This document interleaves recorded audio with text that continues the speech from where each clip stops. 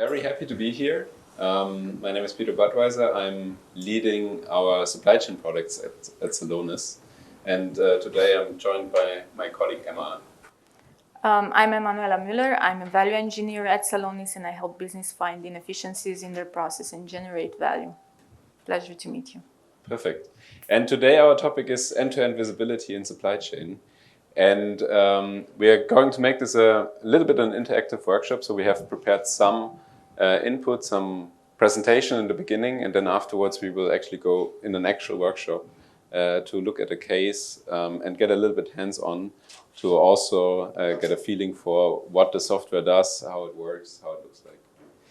And with that, let me get started, and let me start with a very brief introduction of who we are. So who is Celonis? Celonis is a German and US-based company that has been founded 13 years ago. And we essentially came from a very the academic field of process mining. So essentially what we are doing is we're looking at what are the different processes, the different events that are happening in a company to understand how do these relate to each other to get a feeling for what are the end-to-end processes that are going on. Over time, we've developed in a few iterations, so we've developed more towards using that kind of data, that intelligence, to also take action, so to execute, to improve operations. And we've essentially taken a big leap in the last year, where we're essentially going from process mining to process intelligence, so really from a single process to interconnected processes, which is obviously a great fit for supply chain, which we're going to discuss today. And if you look at a typical company and a typical business, right, there's a ton of processes that are happening in different areas, right? We have obviously supply chain, supply and distribution. We have customer-facing processes, order management, quote to cash. There's processes in finance and administration. There's product and services. There's other support processes.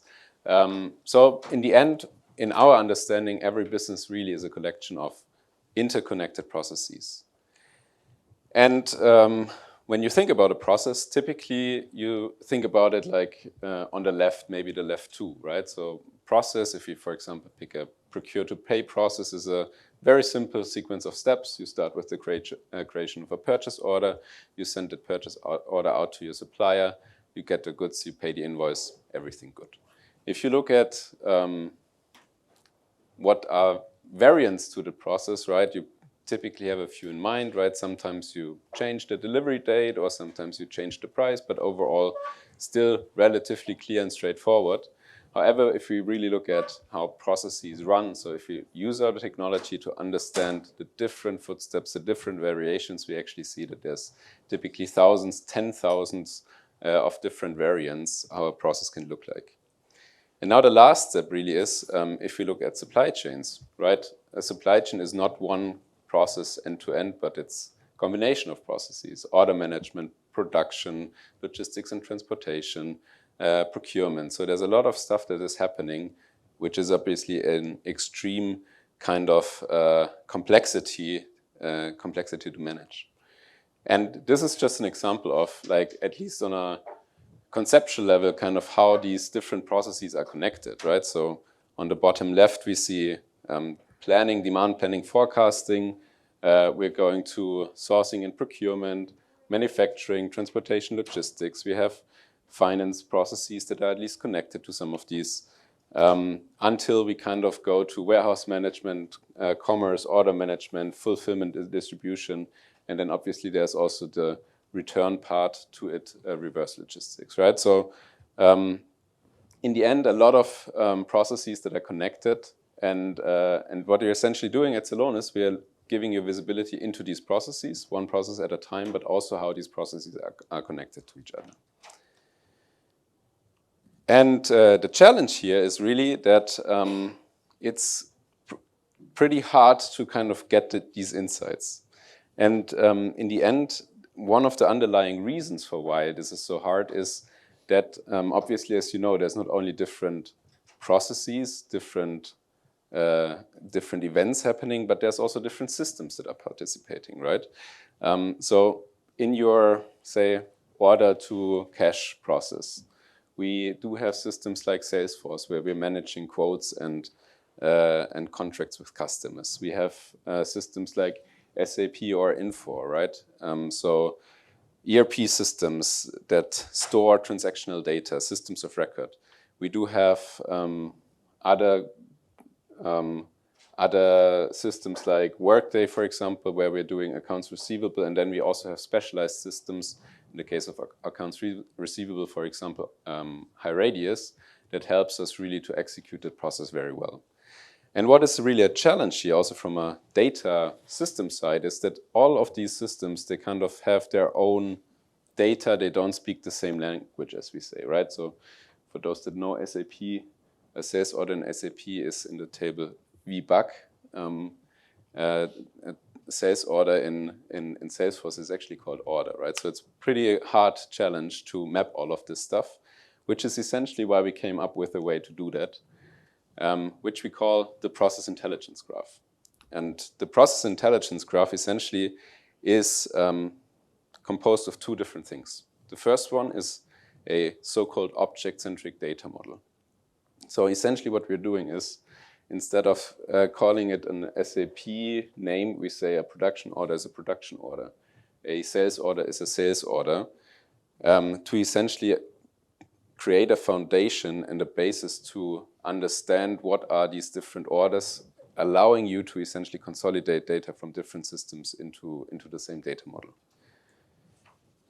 Data without context is also not really helpful, right? So there is process knowledge that you need to apply on top of that, right? If you only have data, you might have data, you don't have visibility yet. If you only have visibility, you do not have insights yet. So there is a lot of knowledge that you need to apply and use on top of that data in order to get insights out of that. And the combination here, this is essentially what composes the process intelligence graph, which is really the foundation for then understanding how your supply chain works. And this is the last one, the last slide before we get to a more interactive demo and also the more interactive part, which is that this is essentially the role that the process intelligence graph plays for supply chain, right? So we're looking at the different systems, systems of records, ERP systems, TMS system, WMS systems. We can integrate data from different data platforms, IT platforms, use the transactional data for demand, supply, inventory, and so on and so forth to feed it in that process intelligence graph. In that process intelligence graph, we can essentially use the knowledge that we have, and what we do here in order to kind of get our customers started, we provide pre-built applications that cover specific aspects, specific inefficiencies in your supply chain, right? They range from the control center and inventory management to a solution that helps you manage open POs better, to a solution that, for example, gives you a visibility into what are my end-to-end lead times, which is the solution that we are going to see a quick demo of.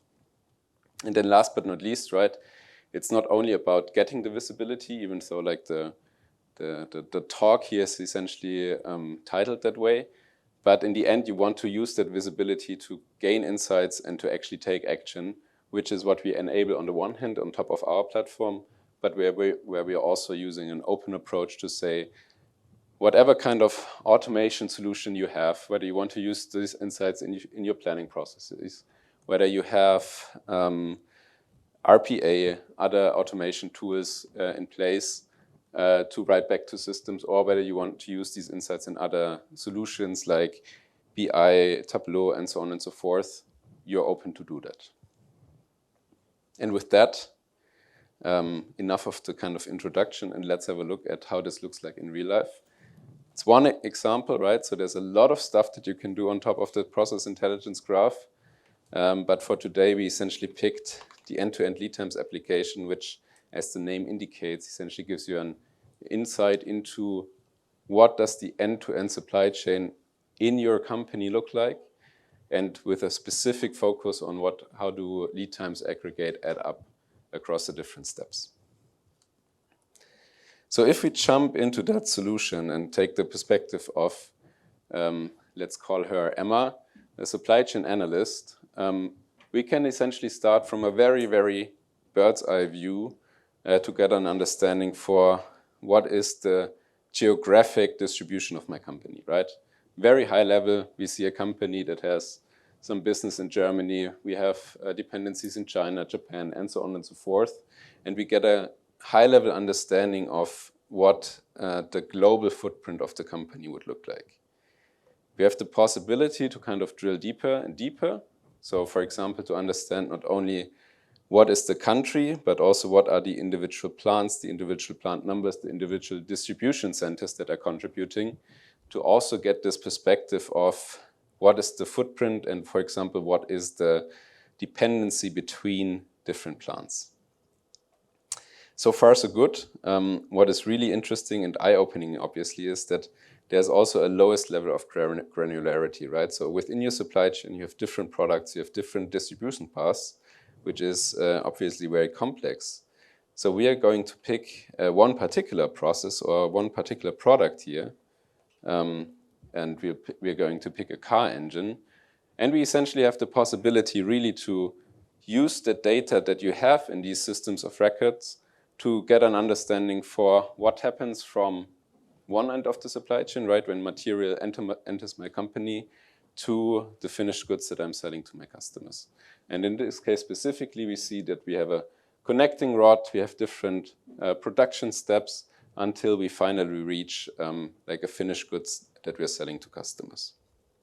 And I think the main point that I want to highlight here is really that you get this understanding of what is happening in your supply chain, and you get this notion of what is happening end to end to get insights. And this one alone is actually quite interesting already, right?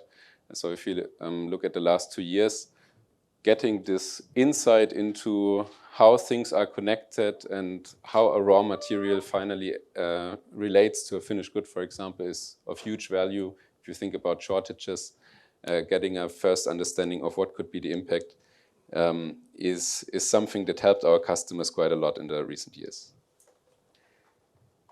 So now let's actually get from this visibility a little bit more to insights, right? So if you want to now contextualize that information with something that you can take action on, let's have a look and add in this perspective of lead times, right? What we see here is essentially an overview over the finished goods that our company is selling, including like an overview over total sales order value, late sales order volume, as well as end-to-end lead times. And we're going to stick with the car engine example here and essentially get a different kind of view, a contextualized view on what is happening here, right? So again, we see the similar end-to-end flow. We can have a look at what are the different processes that are actually happening in between the steps, and more importantly, we can derive insights, right? So we are essentially mining from that one end-to-end network. We are mining the different streams that are happening, right? And we can also identify like what are the streams, for example, that take the longest. So in this case in particular, we see that the stream starting with the connecting rod here down left is essentially the longest, right? So if you think about it from a bottleneck perspective, that one would be the stream that we would like to have a look at first.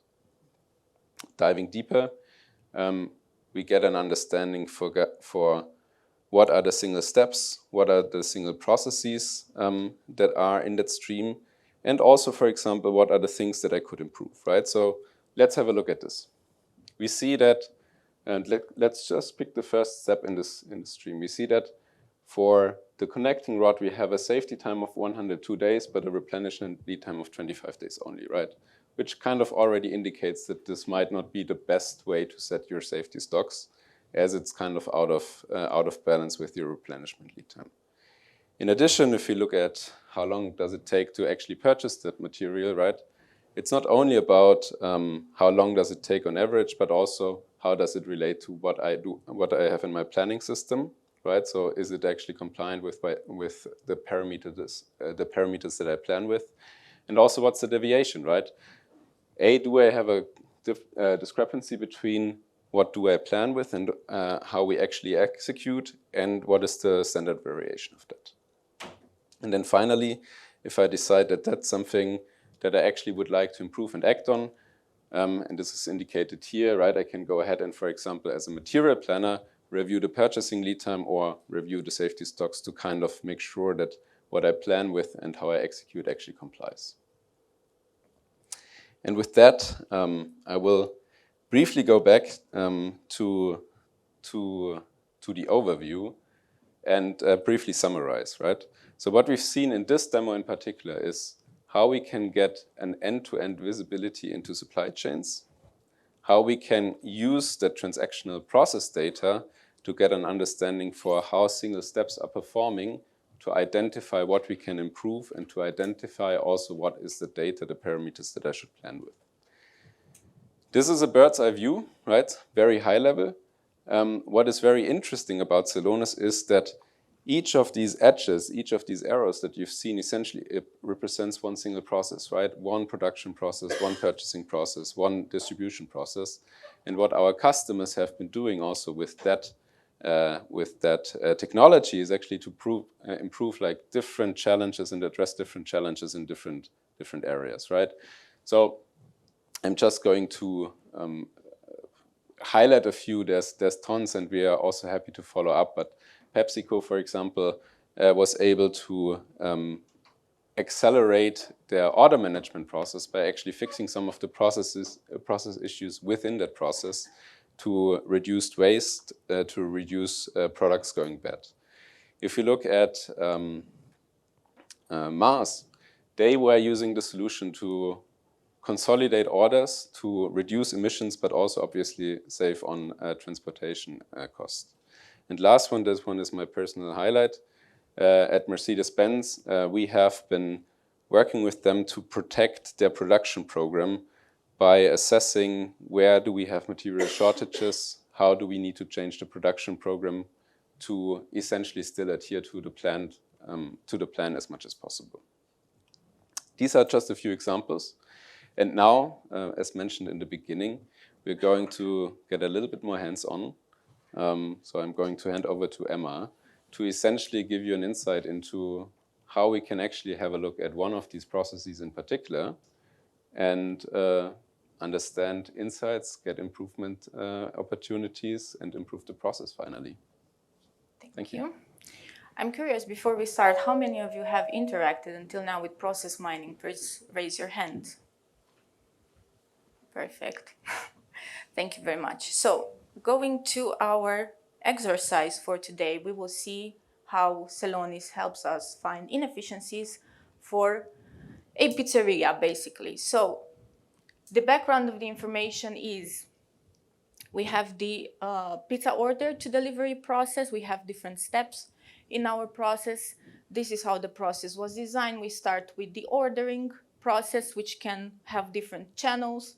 We assign the order to a chef, which will bake the pizza, will pack it, will deliver it, and then in the end, we have to pay for the pizza. The background of our little story is that Pizzeria Mamma Mia was open a while ago and the business is generally going well. However, our owner has received some negative ratings, and which of course is affecting their deliveries. Now, the problem is, where do you start finding these inefficiencies and how do you tackle them? And you need to understand basically why are these reviews there and where are they coming from. So he asks around people that come to order his pizza, and basically he receives some feedback, and apparently the waiting time is longer for the orders that are coming through the website compared to the orders that are coming through the phone. He asks one of his employees to go and investigate the issue, and Martin, who works as a student, comes up with the idea of using process mining to tackle these issues. So our owner, of course, is a bit skeptical of how process mining can help him improving his business, and further on we will see how this is possible. We will identify basically the potential use cases that we can find in our data, based on our data and in our processes.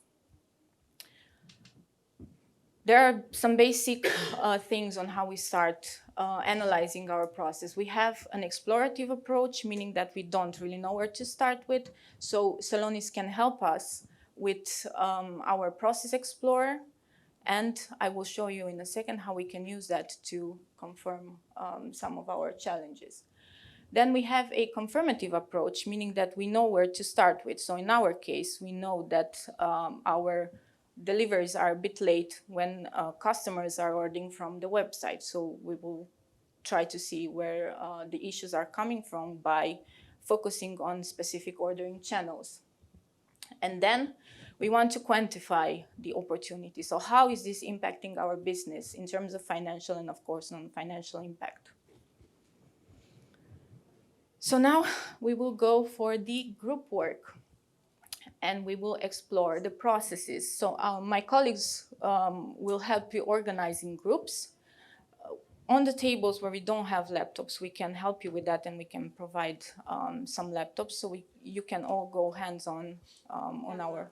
We're just thinking, because of the amount of people in the room, we were going to have thinking small groups of 4, that it might just be better that we do it. Interacts. Yeah, Okay. We're going to all give you a laptop to play around with, but I think with the number of people in the room, it's probably better for the interest of time that they see it, so that's okay. Yes. But what we would like is that everybody interacts, and you might just throw out some questions and just think, yeah, this is how. So whatever's just going to show you is, how the Explorer works, and there's that discovery, and then benchmarking and conformance, and the difference between the orders coming in by phone and orders online. So yeah, I think just for the interest of time, but the more questions anybody asks, there's prizes at the end. So participate. Don't be afraid to ask.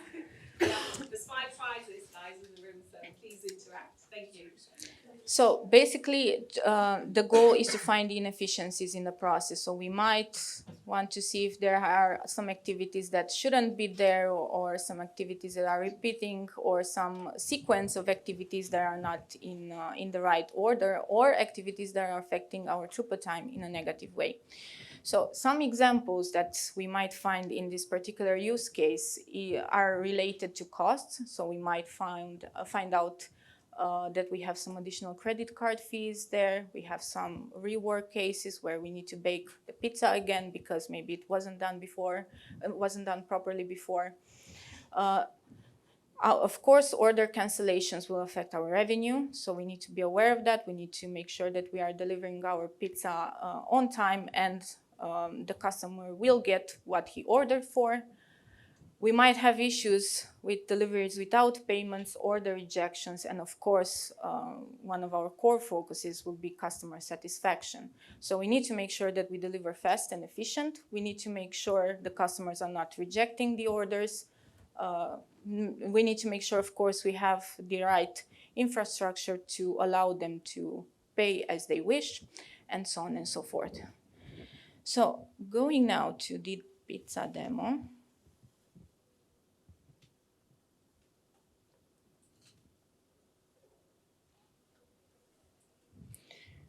So basically, understanding the process starts with the Process Explorer. This is a typical example of an overview of a dashboard, and I will quickly guide you through what you can find there. So on the top, we usually have the KPIs, meaning we need to know how many cases we analyze, how many orders we have, what is the net profit for those orders, and how many customers are we talking about. Also, one of the most important things would be the average throughput time, because we need to understand how much does it take for us to deliver something to our customers. In order to be able to start such type of analysis, we need filters, right? Because we understood that our issue is coming from the website orders. And we do know that if customers are ordering by phone, then it makes their life a bit easier. So it means that we have a starting point, and we know how to apply those filters.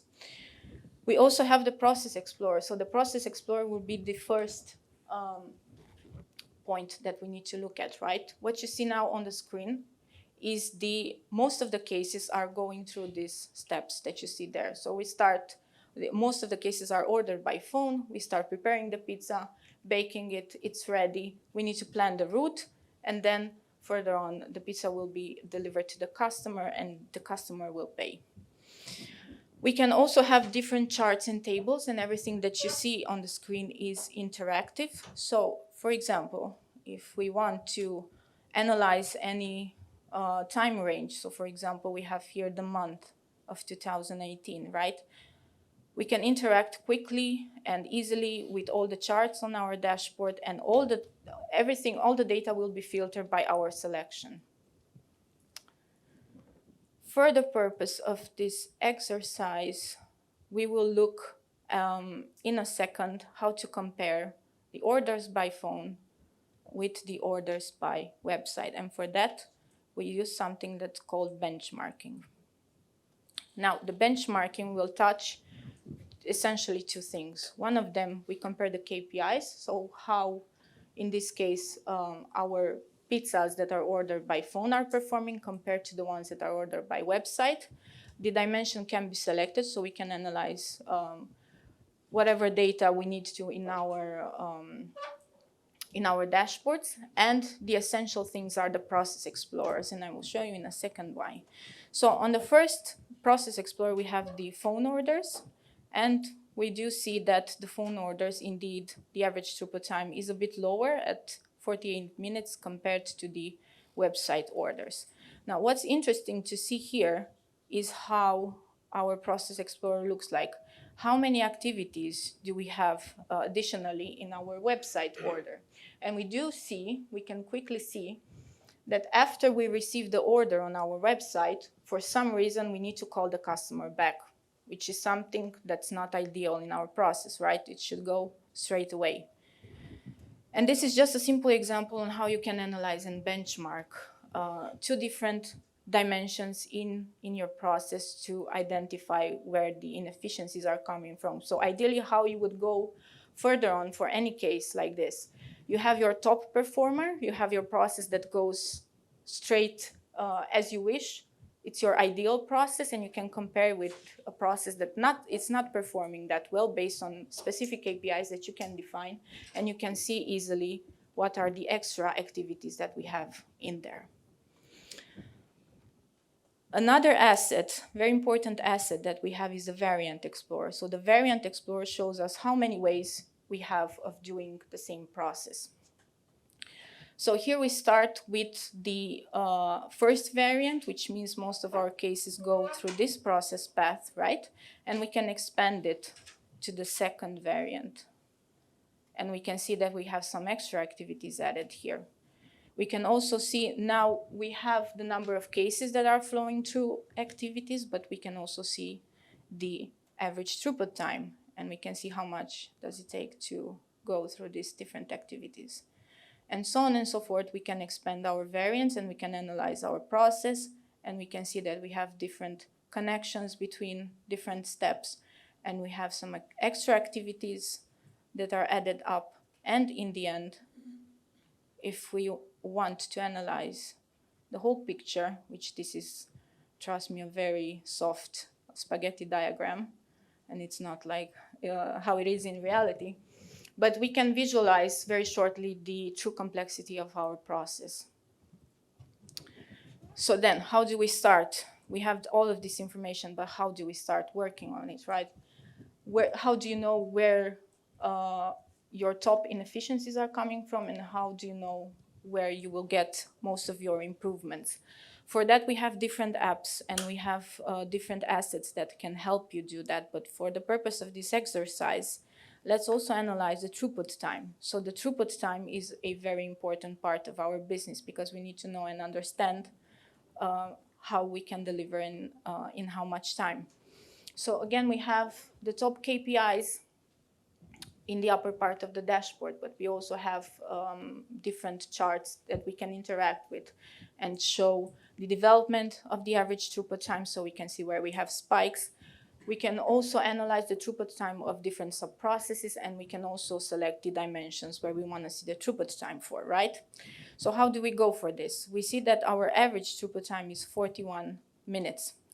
This means that we can see in the throughput time of sub-process, we can see that we have a lot of cases that basically exceed those 41 minutes. So if we want to analyze them, we can select all of those cases,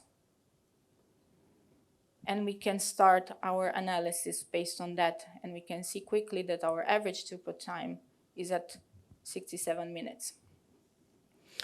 In terms of selecting the dimensions, so we have here the website order and the phone order, but we can select different either dimensions to see where are these issues coming from and try to identify them. So if we select the customer type, we would see that if seniors are ordering in this case, the throughput time will be a bit higher. And usually this is associated with the payment method. If we go back to the Process Explorer, we could quickly see that the payment is not done online, if it's possible, but it's done at the end of receiving the order. So shortly, this is a very short presentation on how we would go for an analysis for our pizzeria and try to identify where these issues are coming from. So last but not least, we do have something that is called the Case Explorer, which means that we can analyze case by case. So after we draw down to a particular number of cases that we will be interested in, we can simply select one of these cases and we can see their whole journey and the time that took for each of those cases to happen. Thank you very much. Do you have questions related to our short pizzeria demo? Yes, please. I'm curious to what sort of cleansing, structuring, harmonization do you need to do to your data to get to that level of insights? So basically, the Celonis is system agnostic, right? So we can take data from any source system. We do have some predefined processes and apps that would help us automatically use the data as it is in your source system to draw this type of spaghetti diagrams and process explorers. Basically, there are three essential things that allow us to get this type of process explorer. One of them is the case ID, which means in our case would be the order number, right? The second thing is, when is this happening? So what is happening and when is this happening? Basically, the activities can be defined based on timestamps, but the most important thing is to have in your system when is something happening. So we can simply analyze the sequence of these activities and we can see, of course, where the inefficiencies are coming from. I can maybe add one more thing to that. Yes, please.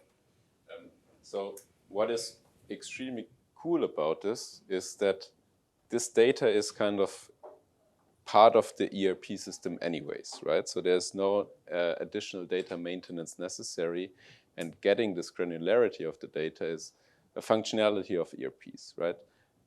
To be fair and to be open, right, there are obviously some data issues. You probably all know them yourselves from one or the other project, which often relates, for example, to master data in like inconsistencies, duplicates, whatever.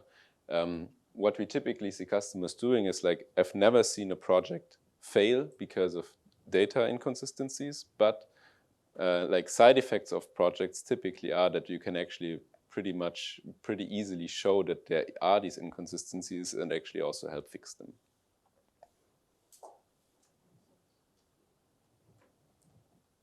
Cool. Any more questions? I'm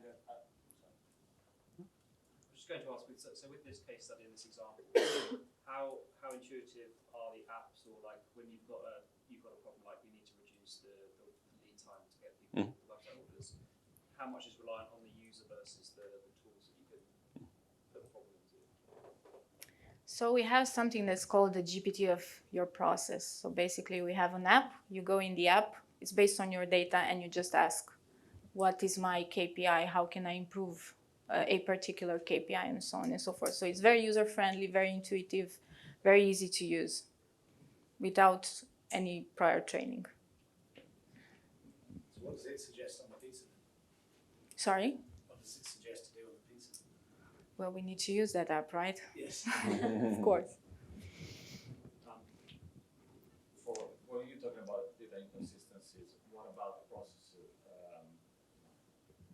best process and best practice. I don't know how you call it. Basically, let's say I've got a friend who works in a company where some people have bypassed the best practice for processing orders to customers, where you might have free of charge and mixed up with sales orders and whatnot. What would that look like in Process Explorer? Do you have an example of that? I'm not sure whether we would have an example of that, but I mean, what you can do, right? And this is, I think, also that's why I like the demo, right? You do not only see the process, but you also see like the data that's connected to it, right? So you do actually see like what is the pizza that I ordered, who ordered it, what was the price of the pizza. And if you have some cases like where you would say there was like a high discount or like a discount that might not be justified, that's something that you could analyze. That's actually one of the cases that we have in accounts receivable to say like, is the customer using a discount that they're actually not eligible for? So it would be a matter of like doing that. Exactly, yeah. And I think one last point also to your question. It's not like every customer has, or every company has their unique problems, right? There are unique problems, that's for sure. But there are also problems that are common across different companies. And especially for these cases, we have these pre-built applications, right? For example, I'm just picking one, open order processing. So we have an application, for example, that is called open order processing that gives you insights into what are my open sales orders, when they are due, do I have any kind of order blocks on them, do I have a credit block that I should resolve, for example, to be able to deliver them on time. Exactly. Should we get to the exercise? Yeah. And then Do you have any demos Yeah. on that tool that you were mentioning before? Yes, of course. If you come to our booth, I can for sure present you. Excellent. And also, what's important, so what we prepared for you in this case is for order management, we have our object that we want to track, and we want to see how that object interacts with other objects from different processes. So we have order management combined with accounts payable, with procurement, accounts receivable. So in the end, you will see the whole picture end to end. So please feel free to join us so I can present you. perfect. Yeah, let's get going. Like we have the pizza demo available. Like the link is, Yes. if you want to go back to the slide. But I do think that we covered that already, so we can move forward. Okay. So if you're interested to play around with our environment, you have here the link to the pizza demo, so you can go in and see exactly how the Variant Explorer, the Process Explorer, and other assets are working. Should we leave the demo link open Yes. for everybody Yeah. to see? All right. And that's it. Okay. Cool. So yeah, we are around. Please feel free to check out the demo, to play around yourself. We are here to help, but also to answer any other questions. And then we'll do a brief wrap up at the end of the sessions in roughly like 15 minutes.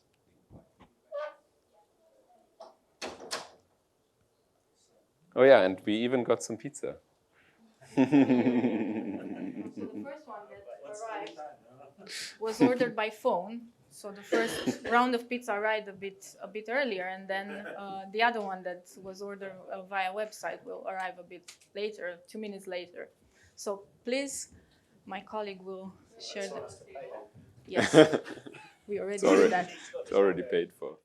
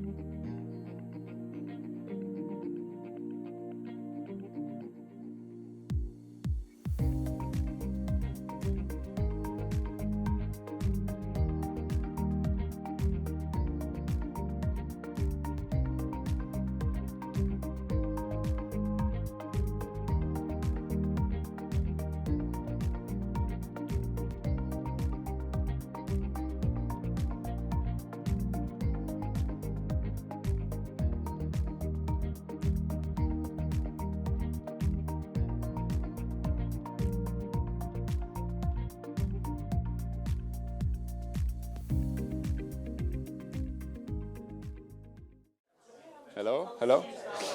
All right. I briefly need to wrap up.